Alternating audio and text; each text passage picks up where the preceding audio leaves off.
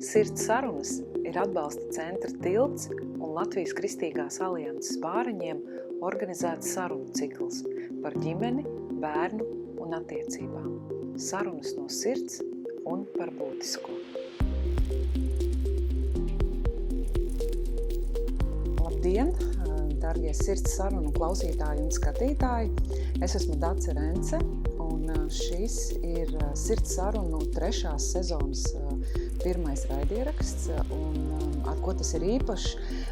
Mēs esam tēva dienas nedēļā, un šodien uz sarunu es esmu aicinājusi 3 drosmīgus, lieliskus un iedvesmojošus vīriešus, tēvus, un tie ir Kaspars Prūsis, sveiks, Andris Pavlovs un Artis Leģis. Es aicināšu katru no viņiem pastāstīt pašiem par sevi, par savu ģimeni un to, ko viņi mums vēlās atklāt, bet šodienas mūsu tēma ir par tēva lomu bērna dzīvē, ar ko tā ir īpaša, kāda ir šo vīriešu pieredze, lai tā kalpo par iedvesmu, iedrošinājumu visiem mums. Tātad, aicināšu drosmīgāko no jums, vai kurš ir gatavs sākt, pastāstiet to, ko jūs esat gatavi atklāt par sevi, par savu ģimeni un varbūt par to statusu, kas jūs esat, vai auģu ģimeni vai adoptētājs. Lūdzu. Jā, labi sākšu. Esmu adoptētājs pašlaik jau 12 gadus. Mēs esam adoptējuši puiku, viņš bija pavisam mazs, kad mēs adoptējām. Viņš ir jaunākais bērns mūsu 3 bērnu ģimenē. Mums ir kopā 3 bērni, 2 bioloģiski savi bērni un 1 auģu bērns. Tad mums ir auģu ģimenes status. 3. gads. Paldies. Jā. Man ir 3 bioloģiskie bērni un patreiz nav neviens auģu bērns, bet līdz šim ir bijuši jau 6 auģu bērni mūsu ģimenē, kas ir ienākuši un aizgājuši tālāk. Tad, ja es tā pareizi saprotu, jums ir tāds pastāvīgs šobrīd kontakts un attiecības ar bērnu jau ilgstoši, un tev un tavai ģimenei tātad tie bijuši vairāki bērni un šobrīd nav. Man gribas teikt, drosmīgs lēmums. Parasti ir ierasts, ka par šo tēmu runā mammas, sievas.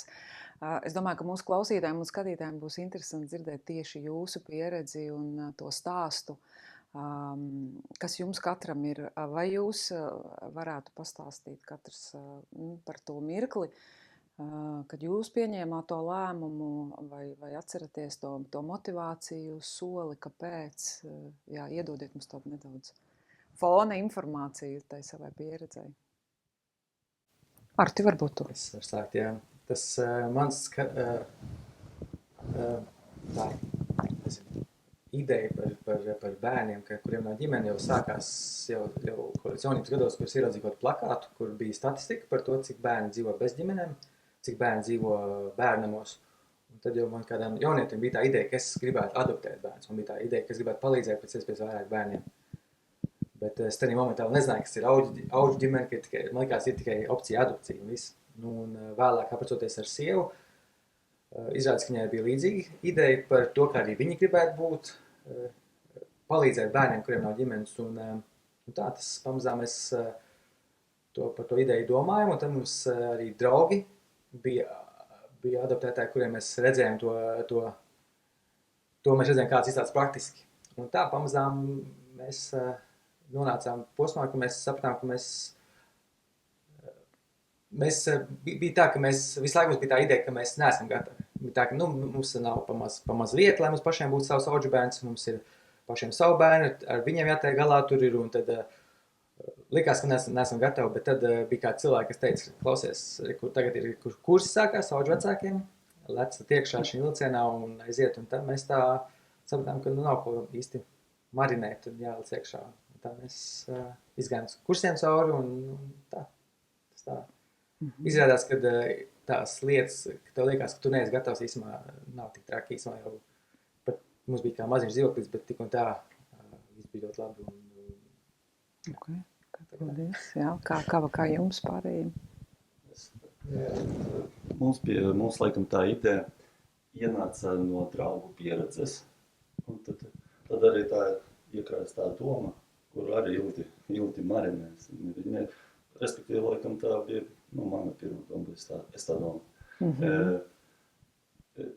Pats grūtākais bija jau laikam apzināties, apzināties tas domas svarīgumu. Nesāk kā ideju, tad padalījos ar sievu kaut kādā brīdī. Mums bija arī beigušas mācības, bija pabeigts mājas remonts, un tā kā likas, ka ir īstais laiks darīt kaut ko labu. Sieva arī daudz salīdzinoši daudz, viņa steidzas visiem palīdzēt, un labdarību arī nodarbojas. Te bija tā kā ideja koncentrēt visu to enerģiju un dot iespēju kādam bērnam.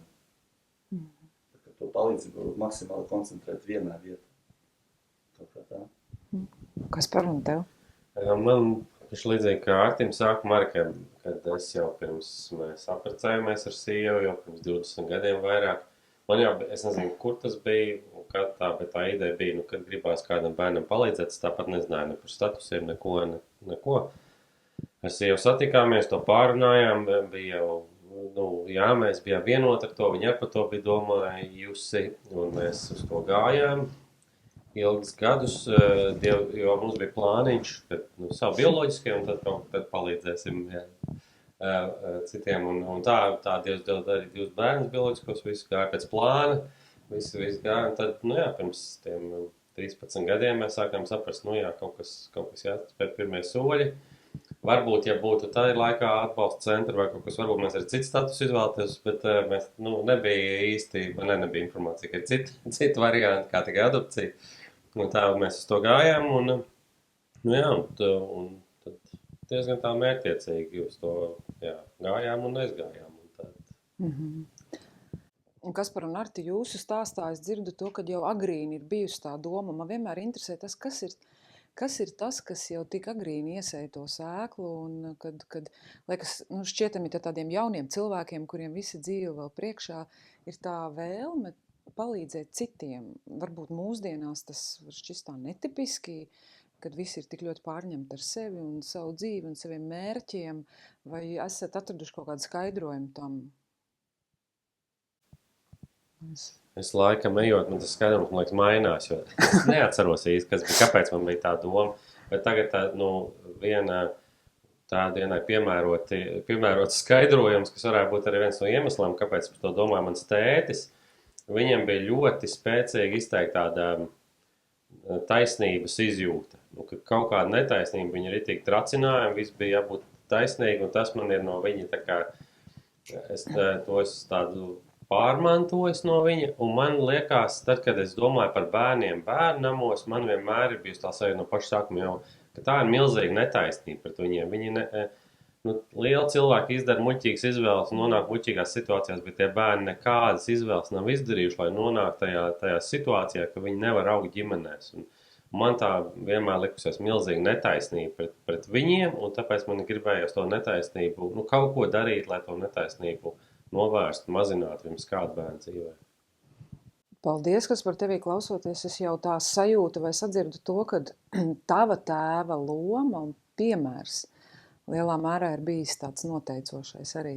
Tā varētu būt. Viņš tā sajūta par to netaisnības sajūtu, un ka kaut kas jādara par to, tas ir no viņa noteikti. Jā. Tad jau viena lieta, ko mēs no tēviem mācamies, tas viņa piemērs, kuru mēs paņemam vērtīgi. Jā, Arti, kā tev?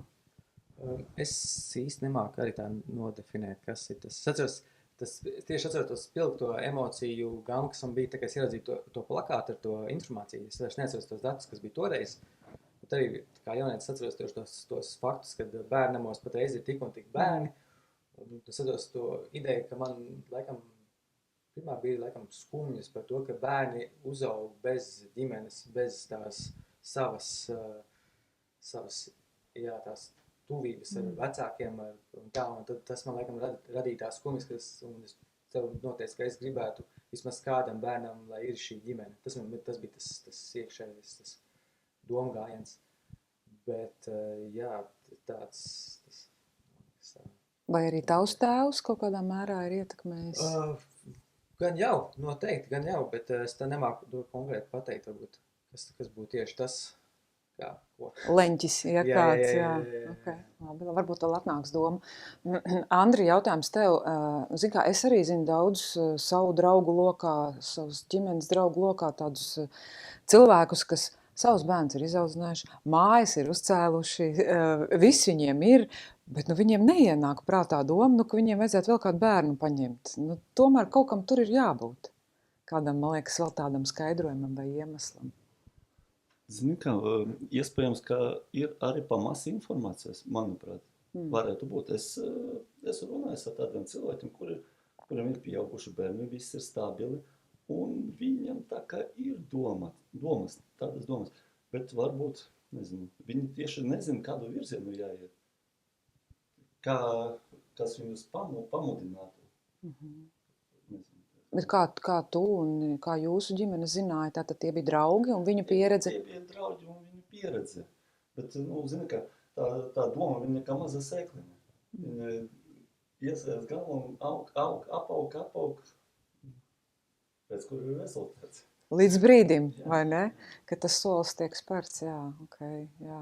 Un jūs atceraties to brīdi, kad jūs minējāt jau, Kaspars un Artis minēja, ka sievas arī bija vienuprāt, jā, tā kā tas bija tāds kopīgs lēmums, vai tomēr, man liekas, sabiedrībā valda vairāk tāds priekšstats, ka tomēr tā tāda sievietes iniciatīva, ka viņas ir tās, kuras vienmēr šo tēmu paceļ un tā, vai jūs arī gaidījāt no sievas to impulsu un tad teica, jā, es pievienojos, jā, vai tomēr teica, nē, Klau, mūsu ģimenei vajadzētu tādu virzienu. Mūsu attiecībās ar mani sievu tā, ka es esmu tāds karstgalvīgs un kaut ko izdomāju, un uzreiz vajag darīt. Ja kaut ko izdomāju, tad es sākšu tur. Ja es izdomāju, ka kaut kad mēs taisīsim remontu, visticamāk, ka nākamā dienā es jau sākšu tapešu plēst. Un arī šī gadījumā ar bērnu, es domāju, ka es tādu spiedienu visu laiku izdarīju sievai. Nu jau vajag. Un es jau, man liekas, pēc tā, ka mums pirmais bērns piedzimis, jau tad teicu, ka tagad viņi teica, nē, sarunājām un divus, un tad mēs adoptēsim. Tā notika pēc sievas pēc sievas tā plāna, bet tas noteikti bija pareizi. Tas bija labi, tas man sieva ļoti labi balansē tādā veidā, lai es neizdaru. Es ticamāk, nebija vēl gatavs, vai mēs kopā nebijām gatavi, un tas bija labi, jā, bet tā, es tā kā vairāk to, to ideju visu laiku. Tu vairāk to gāzes pedāls spiedi. Jā, es mēģināju, visu laiku to kaut kā pasteidzināt. Kungi, kā jums?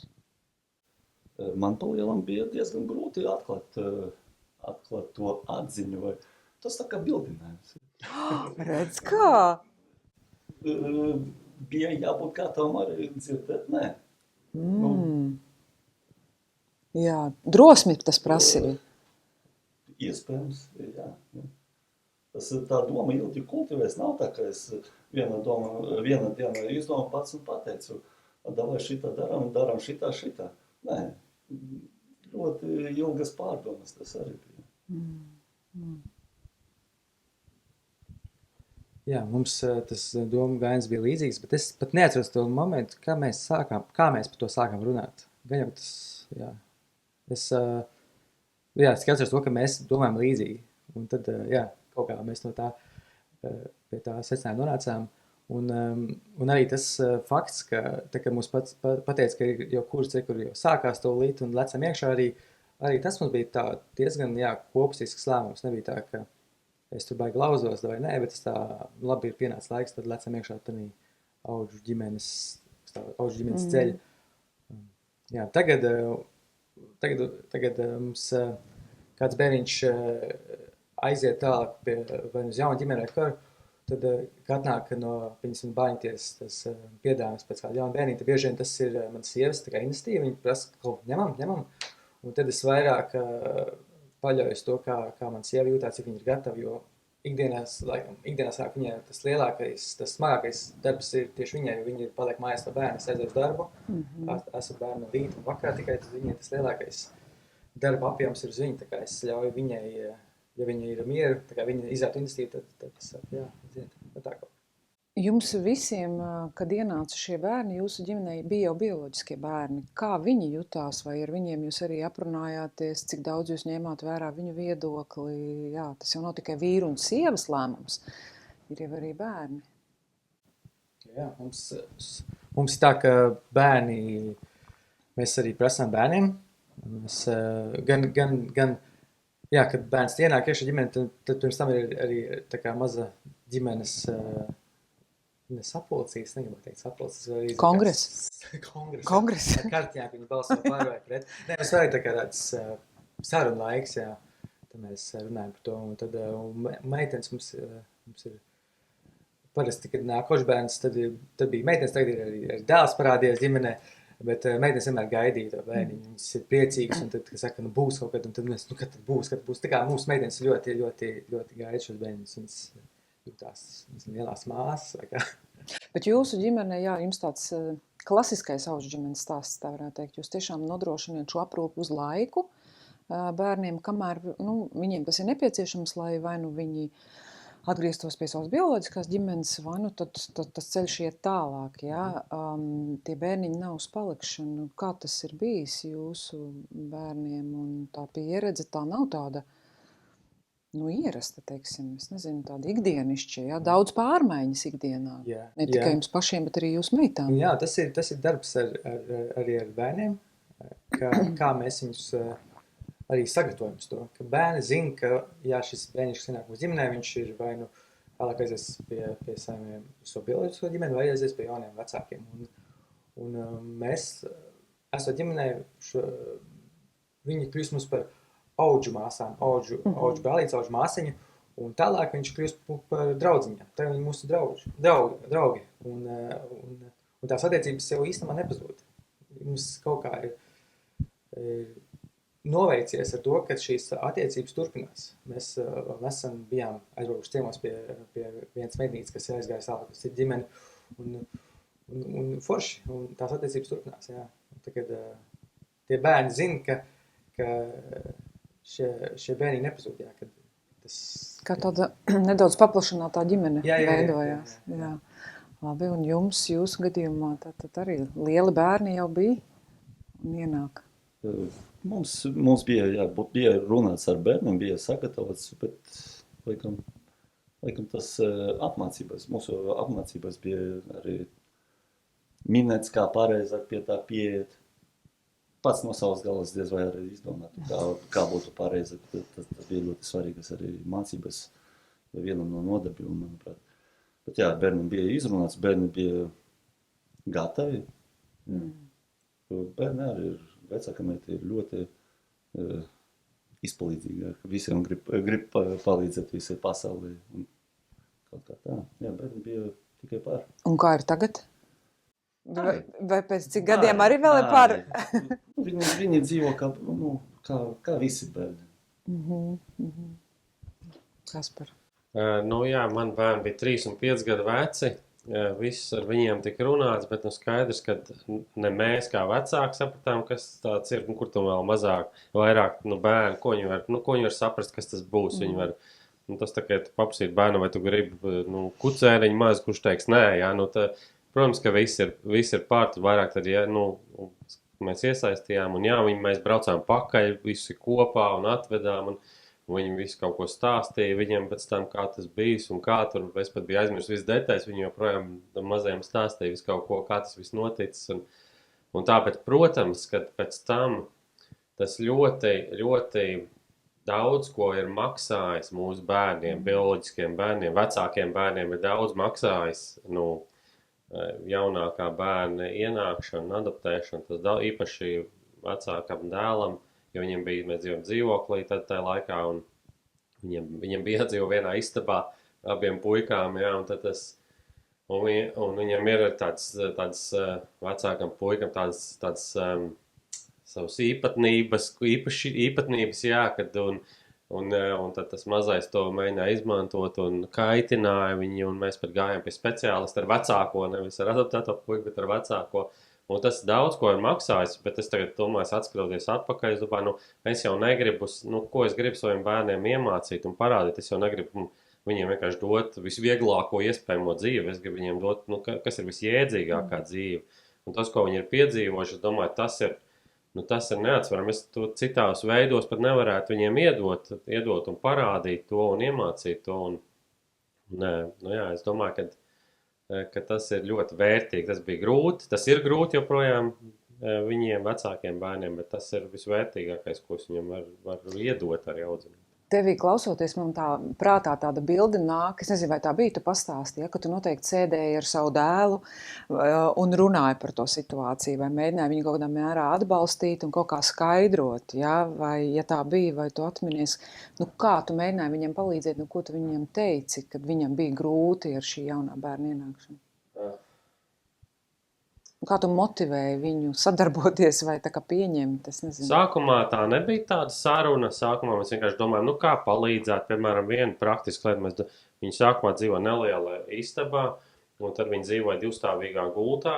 Abi gulēja, un tad, protams, vienā pusē divstāvīga gulta istabā, un otrā pusē mantas. Un tad tur viens plaukts, otram otrs plaukts. Mēs sapratām, ka tas rada ļoti lielu trauksmi tam lielākam puikam. Un ko mēs patiesībā pēc apmācībām arī mēs sapratām, kad mēs izdarījām, mēs vienkārši to pašu mazo istabiņu pārkārtojam pilnīgi citādāk. Mēs nopirkām vēl vienu divstāvīgo gultu un apakš izņēmām ārā, un vienā pusē bija viena gulta, otra gulta, un visu istabu pārdalījām uz pusēm. Burtiski ielikām aizskaru pa vidu, burtiski katram bija savas tapetes savā pusē istabai. Viņi varēja izvēlēties, katram bija sava puse, katram sava gulta, apakšā tur galds, mantas. Un tas ļoti palīdzēja. Tas ļoti palīdzēja vecākam dēlam ļoti tādā praktiskā veidā. Un tas sākumā, kad viņš bija maziņš, tas vairāk tāds praktiski palīdzēja. Ko mēs varam palīdzēt? Kā viņam palīdzēt savu vietu, mazāk stresu, mazāk tie kairinājumi, kā palīdzēt tiek galā. Un tad vēlāk jau nāca tās sarunas un lielākie bērni bija milzīgs palīgs mums. Kā viņi saprot, es domāju, visu, ko mēs mācām, ko es pats esmu mācījies, to es viņiem arī mācu. Un es domāju, viņi visu to apmācību, ko mēs apbalsts centrā esam mācījušies un mācam, viņi to jau ir izgājuši, jau apmācība arī. Viņi bija ļoti liels palīgs dažādos veidos. Un es domāju, viņiem ir grūti, bet viņi saprot. Viņi jūt, ka tas viņiem maksā, bet viņi saprot, kāpēc mēs to darām. Viņi saprot, ka tas ir pareizi, viņi saprot, ka tas ir viņa brālis, viņi to saprot. Un pat, ja tas ir grūti, viņi nav tā. Man viena no lielākām bailēm, kas man bija, pirms mēs adoptējām, kad man vecākie bērni, bioloģiskie bērni neteikt, kaut kāds piezīmes par to, un tu jau te adoptēts, vai tu jau kaut kāds, viņi nekad mūžā, neko tādu nav teikuši. Ja. Un tas, man liekas, tāda laba zīme ir. Ja. Paldies. Domājot vēl par tēva lomu tieši bērna dzīvē, manuprāt, par mātes ietekmi, mātes pienākumiem, to ikdienu, daudz mēs dzirdam, zinām, lasam, arī mātes dienas, tā slava, es nezinu, vai tā ietekme ir tāda, varbūt lielāka, vai kā tēva diena, kā tradīcija mums tikai vēl top, un pamazām mēs to cenšamies ieviest un to tēva lomu un bērnu dzīvē aktualizēt.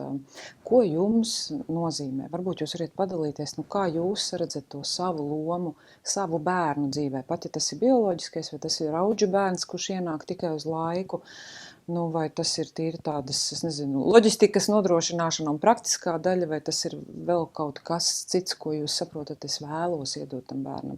Mama var iedot vienu, bet es vēlos šim bērnam iedot kaut ko citu, vai esat par to domājuši, vai esat gatavi padalīties?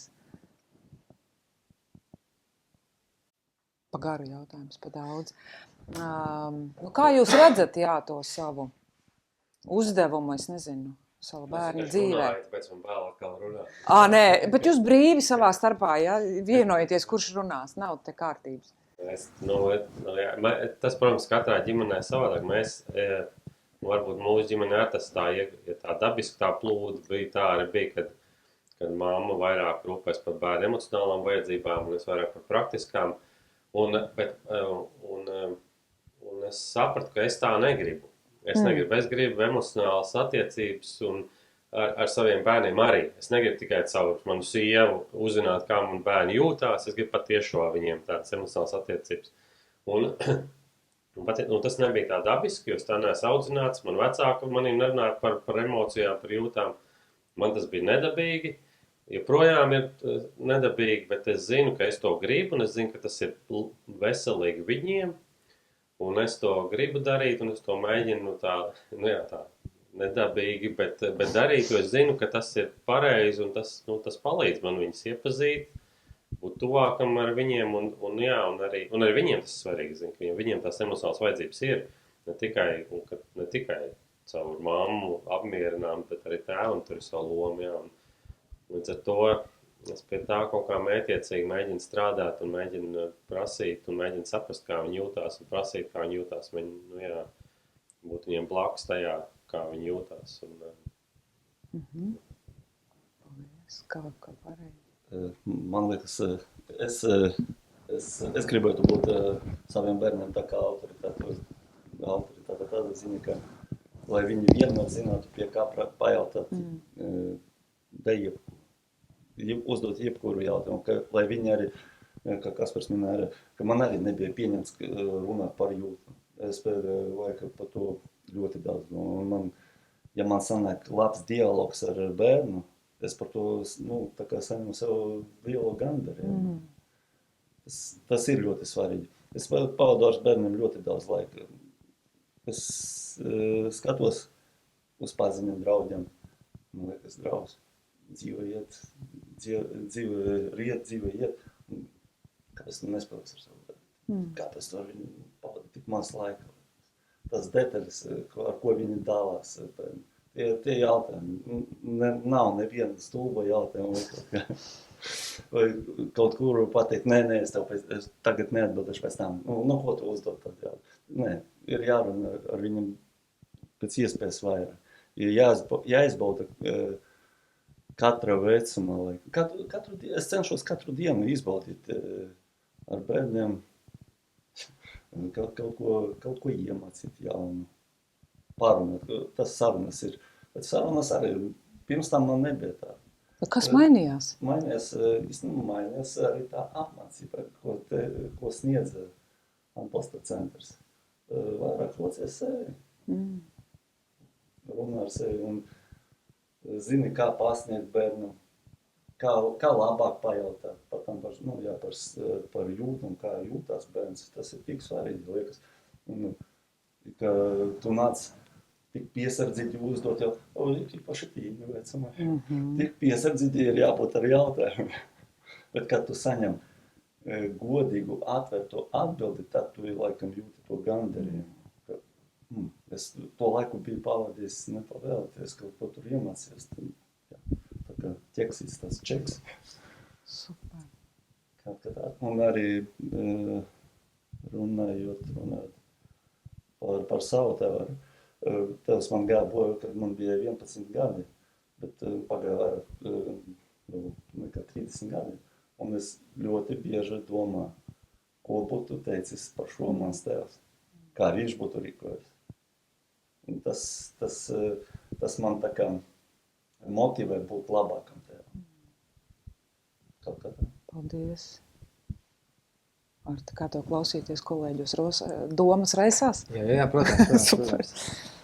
Tas ir, man liekas, nāk prātā tas vārds ir tieši laiks ar bērnu. Mums tā, kad es strādāju 2 darbos, es aizēju no rīta projām, atnāk apkaļ mājās, un tas dienas lielais ritms par sievai kopā ar bērniem. Viņi zina tās praktiskās lietas, viņi tur zina, kuras tuna nenotiek un kaut kas.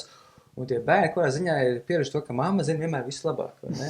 Un ir tā bišķā iekšē tāds sāpīts. Man pats, kāpēc, man negribētos būt tādā tuvākās attīstībās bērniem. Tas, kad nav tā, ka, es pajautāšu mammai, tāds, Bet tenī pašā laikā es saprotu to, ka tas laiks, kas vajadzīgs tēvam bērnam, ir ļoti svarīgs. Un tad mums ir tāda ģimenes tradīcija, ka es parasti cenšos vest meitas randiņos, tā kā aiziet 2 tādu meitu. Un tad viena meita, tad mums tā kā grafiks, tad viena meita saka, tu biji ar māsu, jau tu biji, ar mani pēc tam, tad vēl mamma tev jādara, tā kā mums jau tā kā grafiks veidojas. Tagad, un tagad mums ir tieši dēls pēc, tad būs dēla arī randiņos došien. Bet vajag atrast to laiku kopā ar bērnu. Man tieši šodien radās no rīta ideja, ka mums ir 2. klase sāksies meitai, un trešdienās pirmā stunda viņai nav. Un līdz to es parasti pavadu bērnu skolu. To bija ideja, ka mēs varētu tieši ar meitu tieši to trešdienas rīta aiziet kaut kur, nezinu, kafejnīcas vai kā. Tas kā tas ies, bet jā, idejas. Brīnišķīgi, jā, forši. Jā. Tas ir ļoti svarīgi arī, ka tieši katram bērnam un individuālo laiku, individuālo sarunu. Tas ir ļoti svarīgi. To mēs arī mācām. Man milzīgs prieks dzirdēt tās vairākās atsauces uz mūsu mācībām, kuras mēs nodrošinām, jā, kad tas tiešām arī nes augļus un kad ir arī, var redzēt, kā tas ikdienā maina tās attiecības un tā. Domājot par varbūt tādiem lielākajiem izaicinājumiem un bērna audzināšanā, un tā es negribu dalīt bioloģisks auģu bērns, adoptēts bērns, jums kā tēviem, kas ir tas grūtākais, kur varbūt, nezinu, vairāk enerģijas jāpieliek vai lielāks tāds pārbaudījums sev un saprotu, ka šī jomā man ir jāaug. Te vēl ir tik daudz, kas jāapgūst, kas nenāk ļabīgi.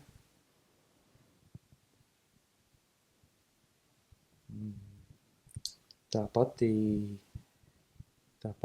dialogu, man liekas, veidošana par to bērnu. Īpaši ko mēs mūsu ģimenē esam nonākuši tādā pozīcijā, ka mums ir maziņš pussaudzis ir izaudzis, vecākais bērns ieiet tādā tīneidžu vecumā, un tur līdz ar to nāk izrietošās sekas, tur straujas emociju maiņas un vēl vis kaut kas, un tā māka uzklausīt, māka pieņemt viņu, ka viņa ir jauna sieviete, bet nepaši laikā viņa tomēr ir bērns, viņa grib būt pieaugušies, bet viņa nemāk būt pieaugušies, un tas viss, un tad, protams, ir blakus māsas, kas kopē, kas cenšas arī visu kaut ko, tā, un man liekas, es saprotu, ka man personīgi grūti varbūt ir tā veidot to komunikāciju, lai nav tā, ka tas beigās tā, ka es cenšos saprast, darīt tā, lai man ir ērtāk, vieglāk, bet es neieraugu to bērnu viņam vajadzībā. Man tā, tas grūtākais, pēc kā, ko es teicu. Man varbūt, palielam arī tā ir ciņa pašam ar sevi, vai, dusmu pārvarēšana. Tas, tagad man sanāk tas krietni labāk un labāk. Andri, būs jāatklāj tās metodas, es domāju, tas būs aktuāls daudziem, kā ar tām emocijām tik galā. Jo vairāk runā, jo dialoga, laikam, dialoga viss tas. Jo vairāk tu runā, jo mazāk kaut kas sakrājas, un tas neizpaustās emocijas nekrājas. Par visu ir jārunā. Un pēc iespējas ātrāk. Kaut kas notiek atkal uzreiz. Izrunā, izpēlē iespējamas variantus un dzīvo tālāk. Nekrāj sevi, nekrāt sevi. Jā, man liekas, arī darbs ar sevīm un tas, kāds izpaužās, tā domāju, nevar saprast tā, viens veids man nav tāds, bet es laikam tā noformulēt. Laikam ir tā, ka, ja bērnam viss ir kārtībā, tad es, man liekas, pārāk maz iesaistos, tad viņam jau viss kārtībā, viņš var pats tiks galā, un pats var tur neko neprasīt, kā iet un kā jūtās un kas un tā.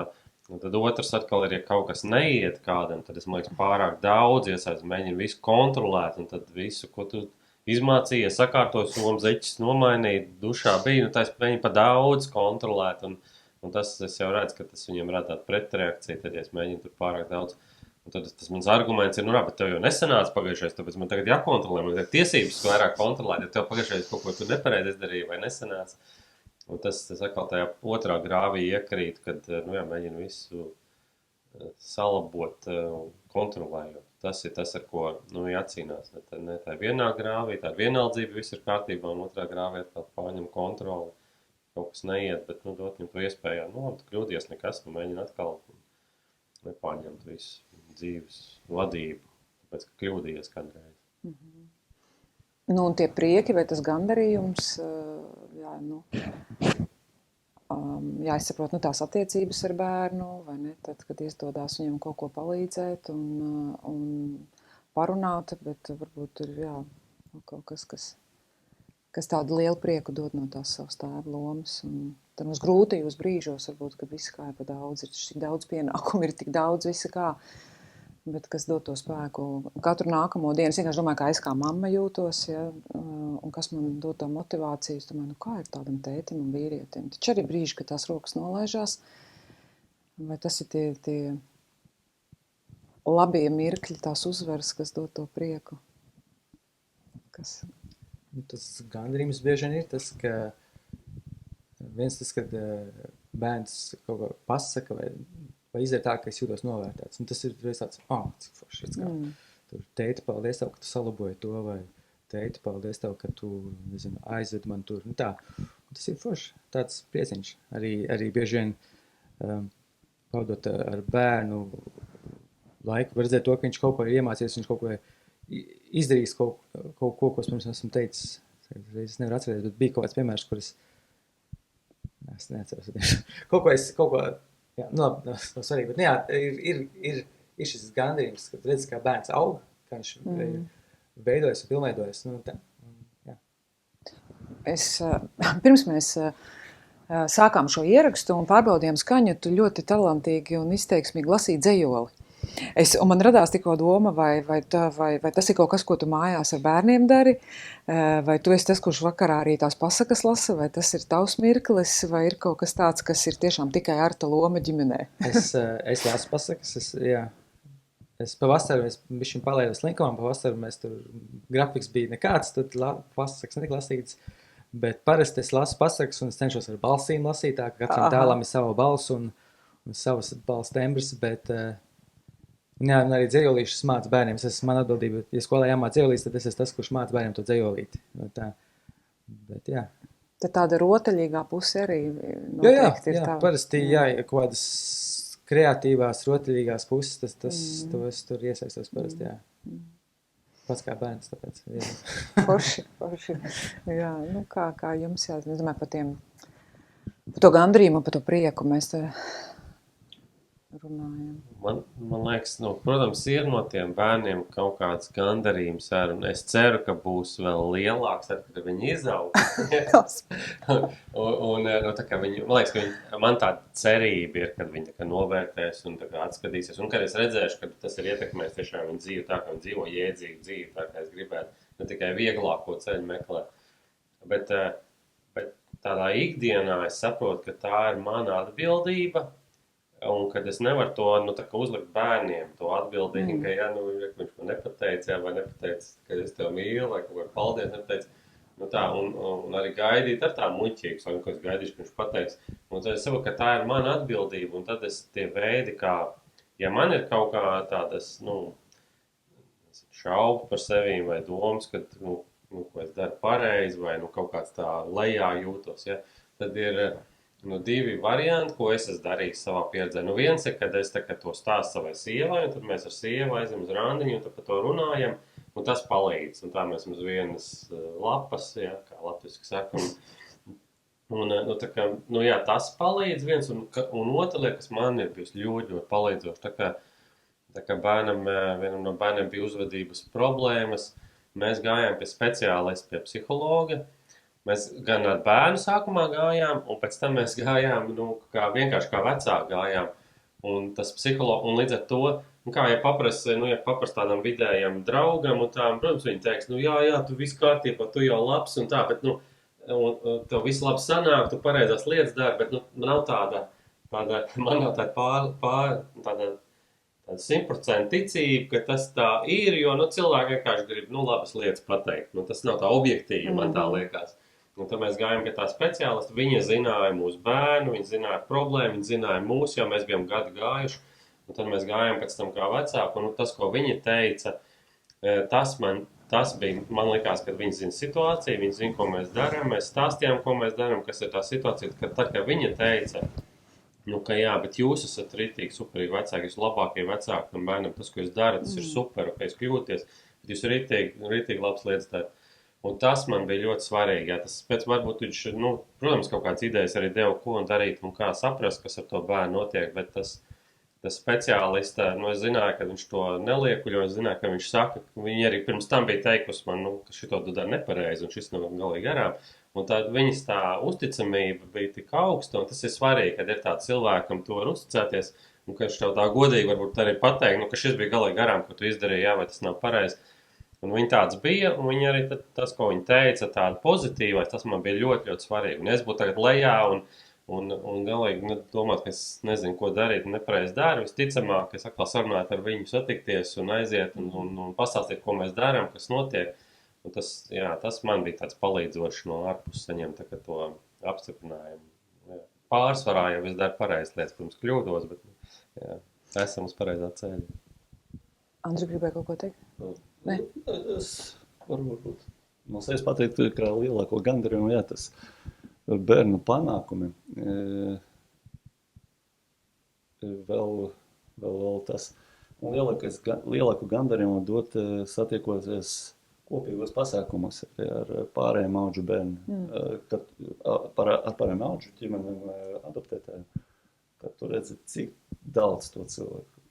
Un, es nezinu, es jūtos tā kā, tad tas ir lielākais gandarījums, ka tie bērni varēja būt pavisam citā vidē. Bet redzi, ka viņiem viss ir labi, viņi visi ir laimīgi. Tas ir lielākais gandarījums.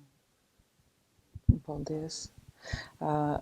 Man grūti neprasīt kaut ko vairāk, zinot, teiksim, Andri, jūsu piemēru un situāciju, bet jūsu bērns ienāca jau tādā salīdzinoši lielā vecumā, vai ne? Un es zinu, ka tu ļoti daudz laika ar viņu pavadi pa treniņiem un nodarbībām, un jūs esat sportiska un aktīva ģimene, kas visu laiku kaut ko dara.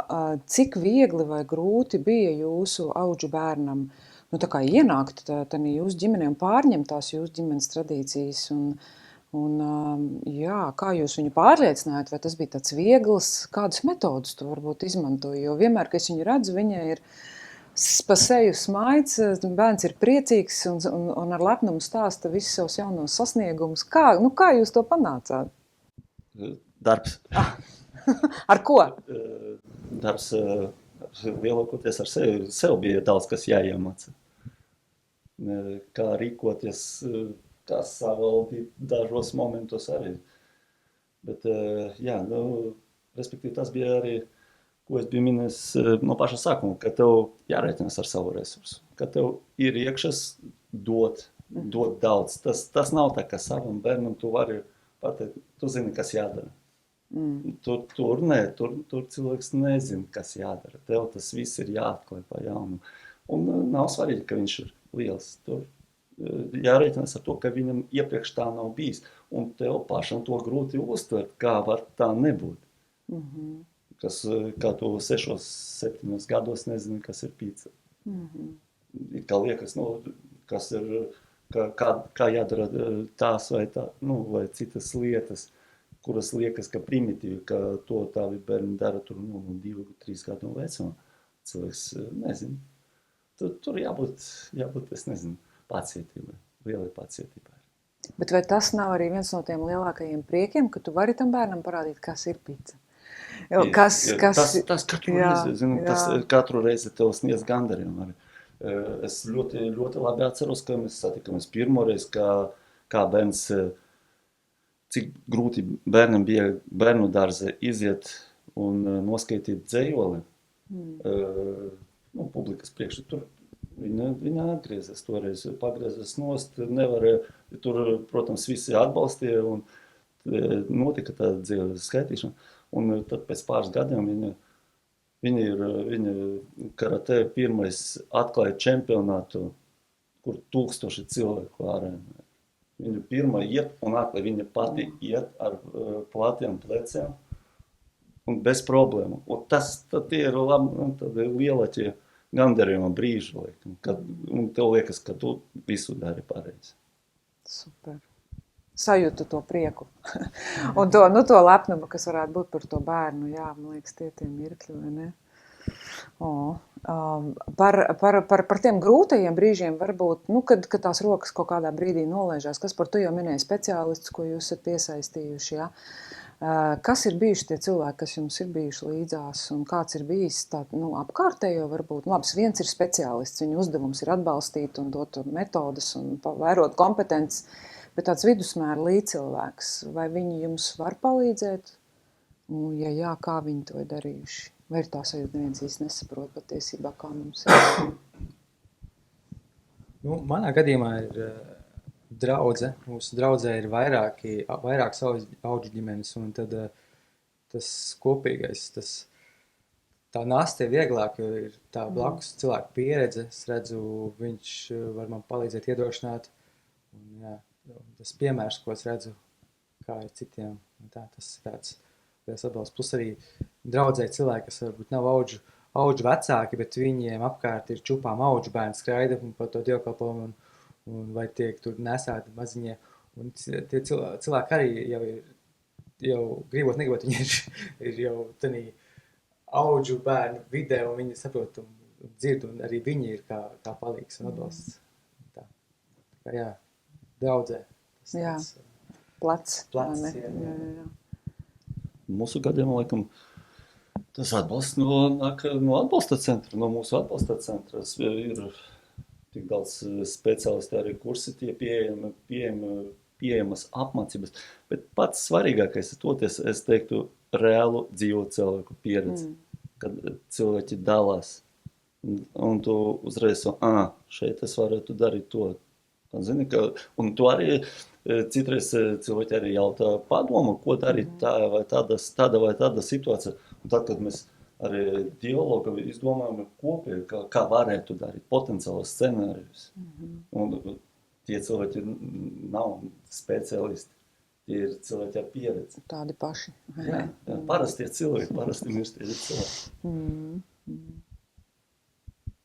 Jā, es tādā burbulī jau dzīvoju, kur viss apkārt, kur skaties uzņemošās ģimenes, un tāpēc tā bišķi grūtāk tā objektīvi izvērtēt, jo es domāju arī, kad lai saprastu, ko tas nozīmē, laikam pašam ir jābūt uzņēmušam, un tas ir tas svarīgākais. Cerēs pat speciālists, man liekas, mazāk saprot, īpaši, ja viņam nav bijis darīšana ar pusģimenes aprūpas bērniem, ar ko tu sastopies un ar ko tu cīnies. Jā, un tad tāds atbalsta grupas, tas ir ļoti vērtīgi. Man arī bijis tādās atbalsta grupās būt, un kur kopā ar citiem vecākiem, kas dalās ar tā godīgi ar savām problēmām, kā iet, tas man bijis ļoti, ļoti svarīgi un atbalstoši, jā, man liekas, vismaz manā pieredzē tā, kad ja cilvēki nav uzņēmuši, viņiem īsti īsti kaut kā to līdz galam, tā kā nevar arī. Tu vari kaut ko pastāstīt, bet dalīties, bet jā, saprast var to tikai te, ja tu pats to izdarīsi, man tā liekas. To arī pieminēja tādu citu vidējo draugu, ja, kas tā kā ir līdzās un kas kaut ko var teikt, vai jums ir sanākušas sarunas, nezinu, ar saviem draugiem, vīriešiem, par šo tēmu, vai ir kaut kāda interese, vai ir bijis iespēja kādu motivēt un iedrošināt, vai iedomāsimies, pieņemsim, ja jums nāk prātā kāds piemērs, bet, ja būtu, jūs zināt, ka kāds no jūsu draugiem tā kā šaubās un apsver un domā, ko jūs teiktu, kā jūs iedrošinātu spērt to soli?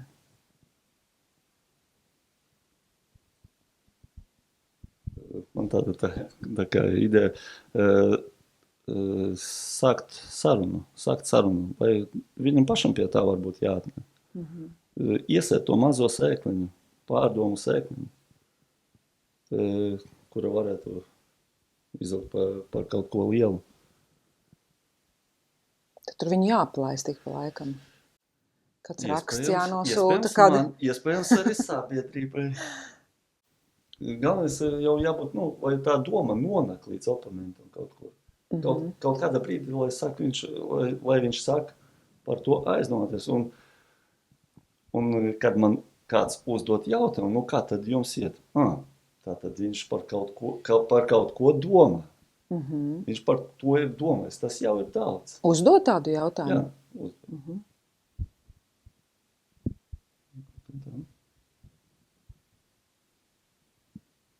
man liekas, jā, tas ir labi, ko tu, Andri, teici. Man liekas, ka tas ir, jau iepriekš tu teici sākumā, es par to jau domāju, kad jā, laikam vairāk jāstāsta, tā kā vairāk tā mērķiecīgi maniem draugiem jāstāsta, paklāv, kad varbūt tu pats arī varbūt uzņemošā ģimene. Tā, kaut kā tā mērķiecīgāk. Es to neesmu tik ļoti mērķiecīgi darījis, vai kampaņu veidā kaut kur ministrijā iesaistoties, bet ne tā personīgi.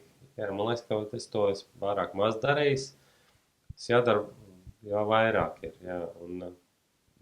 Un kaut kā no tiem maniem draugiem, kas runājas vai no citi, tā kā tādās divos grāvjos, bet tas varbūt tā viņi mēģina tā kā, es nezinu arī, tā kā attaisnot, kāpēc viņi to nedara. Tā kā ir divas atbildes. Viņi saka, jūs jau esat tur tādu, mēs to... Vai otrs grāvs ir tāds, ka jums tik grūti iet, es to negribu. Ja? Tā kā tā divas reakcijas, kas man ir no maniem draugiem, ko es esmu piedzīvojis. Es domāju, man liekas, tā vienkārši tā savas pieredzes stāstīšana. Jo es, man liekas, nezinu, baigi pārliecināt, man liekas, nevajag. Tādā ziņā, pārliecināt, ka piespiest, pierunāt viņu klausies, un pēc tam cilvēks, nezinu, viņš nebija pats pēc galām izdomājis, un tad viņš ir pierunāts, un tad viņš pēc tam vīlies, un tur, nezinu, traumas un nevajadzīgas lietas, bet, jā, daloties savu to pieredzi, savu stāstu, cilvēki var aizmantot to. Bieži vien, man bija saruna ar kolēģiem, ka es tikko aizēju uz to jaunu darbu stāstu par sevi, tā, ka man ir 2 bērni un 1 auģu bērns, un tad sākās, kas ir auģu bērns, kas ir, kas, tā kā es varu pastāstīt vairāk, un tad tā atbildi tāda, jūs gan esat malači, jūs jau, gan, es jau ne, tāds, Parasti cilvēki, jūtamies. Tieši tā, jā. Es vēl piebildu, tu vēl pārējos neesi redzējis, kuram pa 5-6. Vai ne? Varbūt jāaicina biežāk uz tiem salidojumiem arī cilvēki no malas, ja? Jo, kā Andris arī teica, redzēt tās ģimenes kopā un tos tiešām priecīgos, laimīgos bērnus, varbūt, ka tas iedod to, nezinu, to grūdienu vai to sajūtu, ka, hei, tas ir darāms. Es zinu, ka, vairāki cilvēki pāri no mūsu atbalsta grupas ir teikuši, kad redzēt citus, kur ir tādi paši kā es, un ka viņi dzīvo, un ka viņi dara, un ka viņi gūst to prieku, jā, tas ļoti stiprina un palīdz. Un tā, jo ar jums runājot un klausoties, radās tā doma, mums gada sākumā bija tāds sieviešu vakars, ja, kur mēs aicinājām dāmas runāt par šo tēmu, un sievietes, mammas dalījās, tad varbūt, kad jāuzaicina katram pa 5 saviem draugiem, jāizdomā formāts, kur tos vīrus var uzrunāt ar tādu tēmu, jā. Jo, Andri, mēs arī iepriekš esam runājuši, kad tu teici, kad liekas, ka cilvēki nezin, kad par šādām iespējām, vai ne? Kā Kaspars teica, ir sajūta, ka mūsu burbulī, ja, visi zin, visi, kas jau ir līdzās, ir vai adoptējuši vai uzņēmuši ģimenē. Varbūt jums kaut kādas labas domas, kā var aizsniegt tos cilvēkus, kā var uzrunāt, kas ir tas, kas pietrūkst, lai tā informācija nonāktu līdz jaunajiem potenciālajiem tēviem un ģimenēm, kur viņus var satikt? Es domāju, tas ir tāds viedoklis subjektīvs, es nezinu, varbūt popularizācijā sociālās medijos kaut kādas. Bet tam jau jānāk iespējams no ministrijas puses. Ministrija jau cenšas un ļoti dara. Kampaņu pēc kampaņas. Es savā burbulī to nemanu. Tā, kurā burbulī ir Andris? Kā mēs tur varētu iekļūt? Kurā burbulī ir ministrija? Jā. Okay. Tas ir viedoklis subjektīvs, un tas ir tas, ko es redzu. Es redzu tikai savā balsta tilta aktivitātes palielam, nekur citur, neko es neredzu. To statistikas pārpublicēšana nāk no atbalsta cenu. Es nekur citur neredzu, ka Latvijā patreiz ir 800, manuprāt. 600, kas ir iestādē, jā. Kas ir milzīgs skaits. 600 ģimenes uz mūsu tik mazu apdzīvotāju skaitu, tas ir kosmisks cipars. Tā ir. Tie visi ir cilvēki. Katrs no tiem cilvēkiem varētu būt ārsts, skolotājs nākotnē. Bet, diemžēl, tā nebūs. Visticamāk nebūs. Bet tā ir visas sabiedrības Tā kā es neteiktu, ne problēma, bet jautājums visai sabiedrībai. Ko mēs gribam, kāds ir mūsu kopējs mērķis. Mēs gribam augt, un lai tie cilvēki arī aug un izaug par kaut ko lielu. Tas arī visticamāk nerisināsies viena gada laika. Bet, ja to jautājumu necels, neaktualizēs, tad arī pēc 5 jautājums tas būs ar visticamāk drumāku statistiku. Tad vai mēs varētu vienoties, ka tā problēma ir, kad mēs dzīvojam burbuļos, mums ir jāuzlauž algoritms? Ir risinājums? Sabiedrības izglītošana. Okay. Nu tad, dargie klausītāji un skatītāji, un arī jūs, mani dargie viesi, uzdevums būs, kad šī saruna tiks publicēta, tā ir jānosūta visai savai kontaktu listei. Savam burbulim. Savam burbulim ar lūgumu, lai aiziet uz nākamo burbuli. Ja? Tas ir svarīgi. Jā. Lai burbuļi plīst, jā. Lai tā informācija nonāk. Jā, tas būtu labs uzdevums, palīdzēt jūs mums arī visi. Es vēl gribēju par tādiem konkrētiem piemēriem pajautāt jums par jūsu attiecībām ar jūsu bērniem. Nedaudz varbūt jūs tā kā likt jums arī padomāt un kaut ko atcerieties, vai jūs varat atsaukt atmiņā pēdējo mirkli, kad jūs lepojāties par savu bērnu? Man sanāk lepnos par saviem bērniem katru dienu. Nu, piemēram. Kad ejot piekdienās no skolas, bērns pasaka sārdzītei, jaukas brīvdienas. Jā, vecākie bērni paši iet no rīta ceļās, paši iet, un jaunākais līdz šim gadam arī bija man jāceļ un jāmudina un jāved uz skolu, un šogad, tagad pusotru nedēļu pagājis, šogad pats ceļās un pats visu somu sakārtos, neskatos, kas viņam tur somā, pats sakārto, pats aiziet uz skolu, aiziet uz autobusu, aizbrauc uz skolu, tad to es ļoti priecīgs un lepns, un jā, tas tā iepriecina. Man ļoti līdzīgi. Es savu meitu pavadu uz skolu parasti, un tad līdz šim es aizdīju līdz pašai skolai, bet tad viņi tagad saka, ka viņi gribētu laiku tā kā lielā māsa arī iet pat uz skolu, un tad mēs pamazām esam to distanci, es nepavadu līdz skolai, bet es pavadu līdz krustojumam, tuvākajam skolai. Un tad mums ir plānā, jo pēc tam nākošo krustojumu vēl bišķiņ tuvāk mājām, tā, ka viņi pat iet, un arī tā viņas iniciatīva, tas, kas arī dod to lepnu dot, kā viņi grib pati būt liela. Ka viņi pieaug un uzņemās, un to redzēt. Jā. Es biju šo lielu... Jā, droši.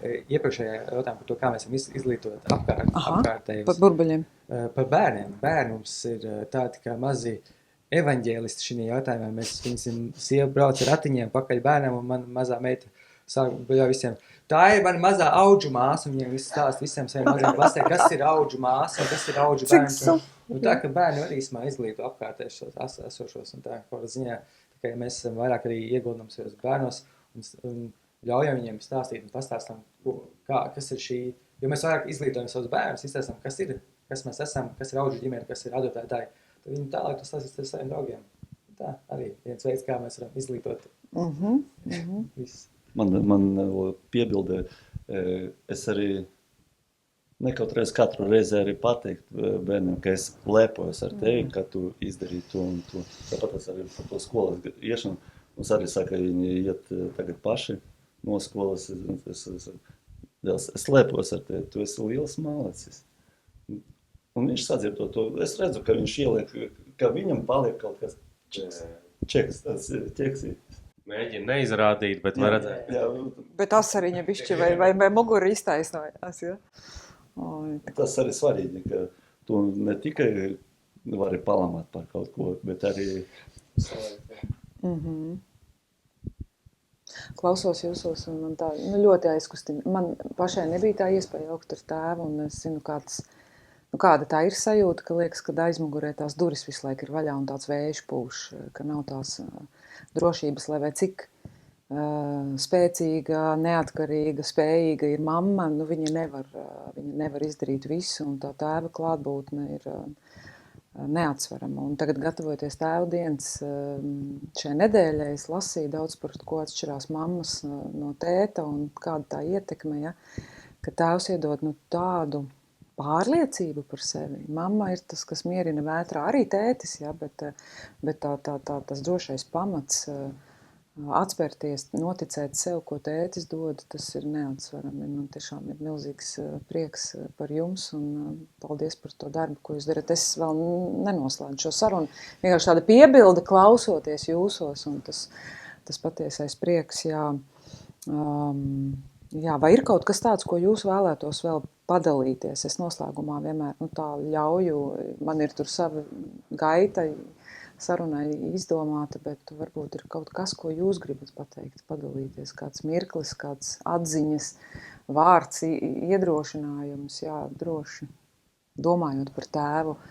Vai jūs jūtaties īpaši šajā nedēļā, vai jūs, jā, jūtaties novērtēti kā tēvi, kāda ir tēva diena jūsu ģimenē? Mūsu ģimene jau tā kā ienāca neliela tā kā tradīcija, kuru mēs cenšamies pieturēties tevu gājiens. Rīga tevu gājiens, tas ir kolosāls pasākums. Es katru gadu cenšos iet, ja kaut kas tur nesalikas kaut kādā, bet cenšos katru gadu iet ar bērniem. Tu satiec tur, es pat teiktu, 1000 tēvus. Jā, tā ir īsta svētku sajūta, tevu gājiens. Cikos ir? 12. Svētdien. 12. datums svētdien. No kurienes varbūt tad, jā? No brīvības pieminekļa līdz svētdienas dārzam kaut kā. Es tādas smalku detaļas nepateikšu, bet ir ļoti daudz cilvēku, svētku atmosfēra kapitāla. Un es jūtu, ka tā ir tēva diena, tā ir svētku diena. Super. Es domāju, atbalsts centram Tils ir jāpiedalās tēva gājienā. Kādu transparantu arī. Jā, baneri. Baneris, jā. Ok, jā.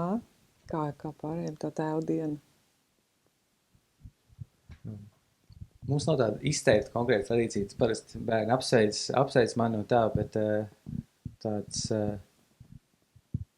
jā, kādā ziņā es jūtos novērtēts, jā, nav tā, ka bet jā, ir šis apziņa to, ka tā ir manējā diena man, kur ir forši un tā. Jā, tā. Kasper? Jā, sorry, apsveic, nav nekas, neesmu piedalījies tēvu gājienā, tie piedalās šogad ir. Jā, bet man liekas, tas, parasti mazāk bērni tas iet, tur organizē visu kaut ko un tā, un pēdējos gados jau īpaši jau meita, viņi tādu uz iniciatīvu izrāda, visiem gatavoja daudz, un arī tad viņi par manīm domā, tad viņi kaut ko mētiecīgo sagatavo tieši priekš manīm. Un, tā kā bērns pats ir izdomājis, un ne tikai mammas iniciēts, bet pats izdomā, tas ir tik foršs sajūta un tāds prieks, jā, tas ir tāds gandarījums. Labi, ja noslēgumā varbūt pēdējais jautājums no manis. Vai jūs varētu padomāt un padalīties, kā tēva loma, tas, ka jūs kļuvāt par tēvu pirmo reizi vai otro reizi caur adopciju vai caur auģu ģimeni, kā tas ir mainījis jūs kā personu? Saprot, dzīvi tas maina radikāli, ja, tur vispār nav jautājumu, bet tās izmaiņas sevī. Cik forši, ka jau no savas puses es varu pateikt, ka es esmu mainījies kardināli. Pavisam, tas iespējams pavisam cits cilvēks. Kas es esmu tagad un kas bija pirms tam. Jā, pavisam cits. Tas dzīves ritms, viss ir pavisam savā. Jā, cits cilvēks. Okay. Un ja es satieku kādu, kuru es neesmu redzējis tur 20 gadus atpakaļ. Viņš mani nepazīst. Tiešām? Jā. Tas ir ienesis izmaiņas dzīves veidā, vērtībās, kamā? Piemēru, viss, jā, labi. Viss ir viss. Ok. Interesanti, jā. Ļaus man ieraudzīt to, kas ir, ko mēs vārds pacietība. Bet jā, tas arī mainījās tā dzīves uztver kā tāda, ja pirms tam tev nav bērns, tāds Tāds sautīgs skatījums dzīvi, tas, ko es gribu, kas ir mans prioritāts, kas ir kāda būs tā mana diena, kad tev ienāk ģimenē bērni, tu jau to vairāk, tā skatījums mainās, to kā tas nav viss par mani vairs, bet tas ir kā es varu, kā tā diena jāveido, viss kaut kādā ziņā tomēr ir ap mums kā ģimeni, ka tas nav vairs tikai mani vienu, bet tas jau ir mēs, jā. Tam, plus tam viss izvērtošās sekas, esot auzinot bērnu, kur jā, tas tā pati pacietība, tā pazemība, jā, mīlestība. Tas viss iešā cauri, jā. Tā kā. Patīk teikt no es uz mēs, jā, tāda transformācija. Okay, paldies. Kaspar?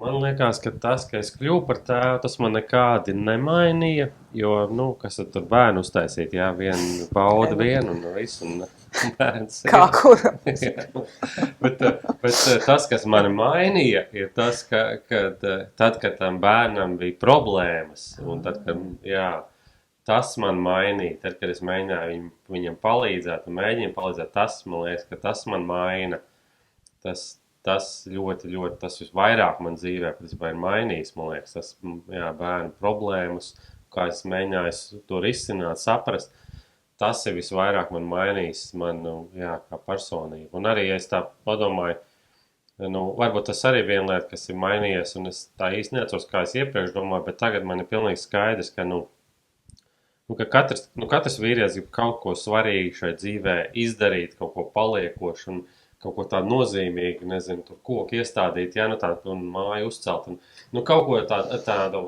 ekvivalentu tam, jā, kaut ko grib izdarīt, kaut ko tādu.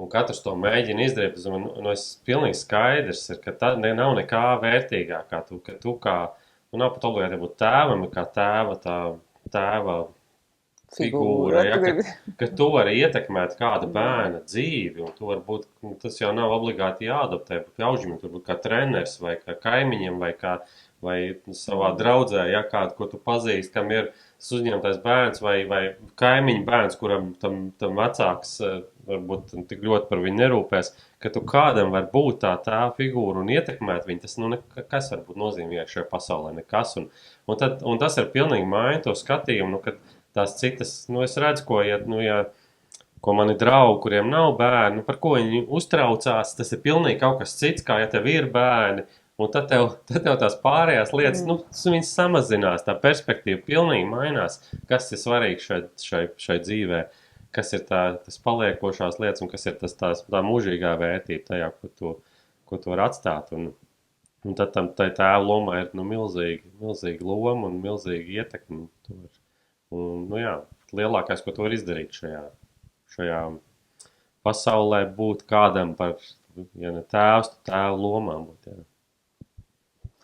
Uz šī tava sacītā, uz šiem vārdiem pilnīgi prasās, ka mēs varētu arī noslēgt šo sarunu. Tu ļoti labi tā apkopoji un tādu iedvesmu iedevi. Bet, jā, ir vēl kaut kas, ko jūs gribat arī pateikt, pirms mēs noslēdzam. Es nezinu, ir tas pēdējie pamudinājumi vārdi vai tiem tēviem topošajiem, kas vēl domā, vai varbūt tam, kurš šobrīd gaida, dzimstam savu pirmo bērnu, ja, vai ienākam ģimenē pirmo bērniņu kā auģu tēvam vai adopcijai. Tas iedrošinājuma padomu vārds. Runājiet ar sevi.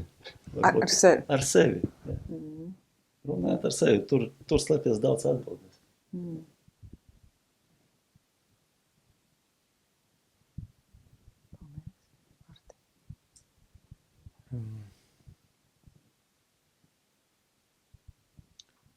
Ņemot vērā to, kad, piņasim, ja bērns ienāk no kādas salauztas ģimenes vai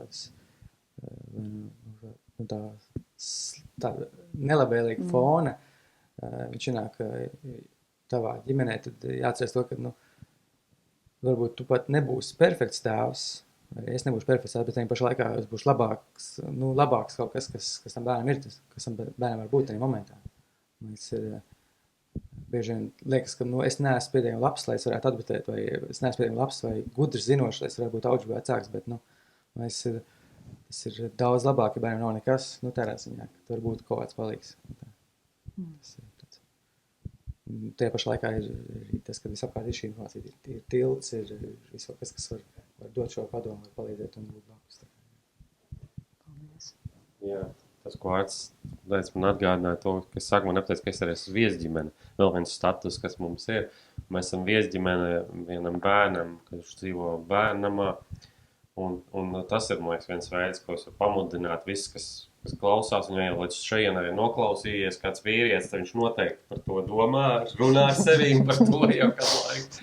Un tad šis var būt tāds solis pirmais, ko spērt, kas var kļūt par viesģimeni. Kādam no bērniem, bērnamā kļūt par viesģimeni, tas nozīmē, ka tu nevis uzņem uz pilnu laiku pie sevīm, bet tu uzņem ik pa laikam, vai satiecies ar to bērnu, kurš dzīvo bērnamā, bet tas tam bērnam varbūt, tas var visu dzīvi izmainīt. Šāds cilvēks, šāds droši pieaugušais, jo daudziem no tiem bērniem bērnamos nav neviens droši pieaugušais pastāvīgs, kam viņš var uzticēties un kas var būt šis tēva tēls. Jā, un tas var būt dzīvi mainoši tam bērnam.